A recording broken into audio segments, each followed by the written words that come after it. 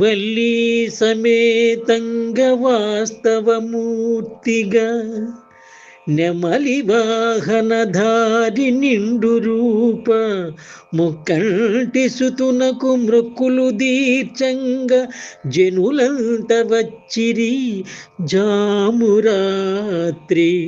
సుబ్రహ్మణ్య గుడిలోన సుందర రూపుడై దర్శన భాగ్యాన ధరణి నేలు అభయహస్తమునిచ్చి అద్భుత రీతిగా పణీంద్ర పాలక పసిడి దేవా.